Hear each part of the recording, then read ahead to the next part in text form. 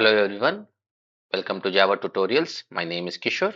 In this video, we will discuss about the this method or this call statement. The this method or this call statement is written just like a method invocation where you use the this keyword with the parenthesis.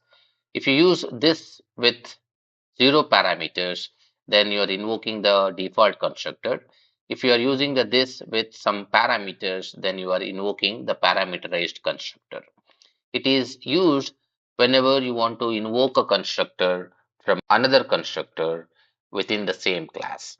So when do you get a scenario to do this call is whenever you want to reuse the logics of a constructor from another constructor, then this statement will be very useful. For that, what I will do, I will take one class called user and I declare variables like name, phone number, and email. Think the example like this. When user wants to register in one of the website, certain things we can keep it optional like phone number and email. He can register himself by just providing the name. Some user might register by just providing name and phone number. Some user may provide all the three details. What we need to do is we should have the constructors to initialize only name in case the user provides only name. We need to have the constructor to initialize name and phone number both whenever user provides name and phone number. And we need to also have the constructor to take all the three parameters, that is name, phone, and email, and initialize all the three properties. So we will create the user class with these three variables. I'm using this class called test this call with the main method. I will also create one more class here called user class. Let me declare three variables, name, phone number, and one more is email. To initialize only name, I will use the constructor taking only one parameter. And I write here this dot name equals to name. And I will use system.out.println statement to just print user string to specify this constructor is invoked. I will also use one more constructor to initialize name and phone number. And I write here this dot name equals to name, this dot phone number equals to phone number. Then I print user string comma long whenever the object is created on two parameterized constructor. I will create one more constructor that is going to take three parameters. Let me write one more parameter that is going to take email, and I will initialize the email like this dot email equals to email, and in system.out.println statement I will print string comma long comma string. This is just to understand which constructor is getting called. What I will do now is I will create the user object. Let me create user1 equals new user, and we will pass three parameters, that is Alex, and then the phone number. Let me write 9988009977L. Then email ID, we will write some dummy email ID, and we will print all the informations of the user separated by comma, like u1.name comma u1.phone number comma u1.email. I will copy paste these two lines to create another object. This time I will pass only two parameters, one is Brad and one more is some numbers. Then I will not pass the third parameter. I will print the name, phone number, and email of user2. If I run this program, what would be the output is this is going to print phone number, email, and name of first user. This is going to print name, phone number, and email of second user object.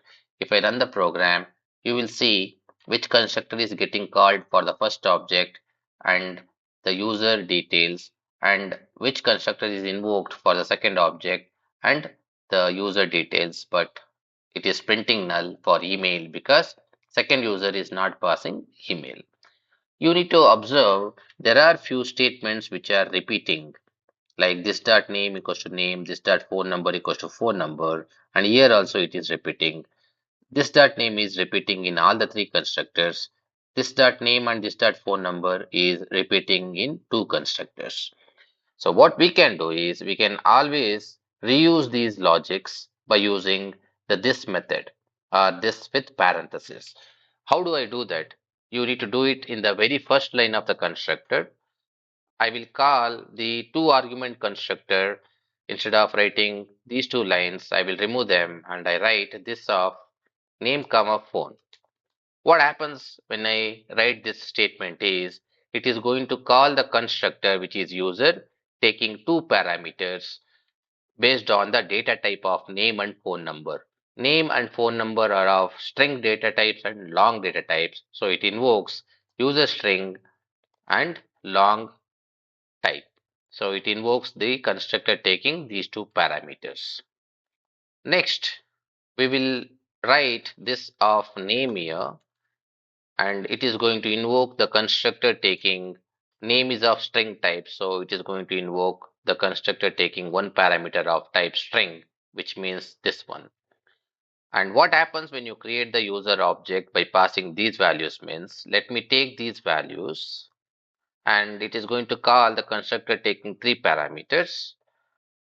So here name will be Alex, phone will be this value, and email will be a@g.com. And what happens here, whenever this statement is executed, name is Alex, that will be supplied. Then phone number is this 9988009977L, that is supplied. It means it is going to call the constructor taking two parameters by supplying these values.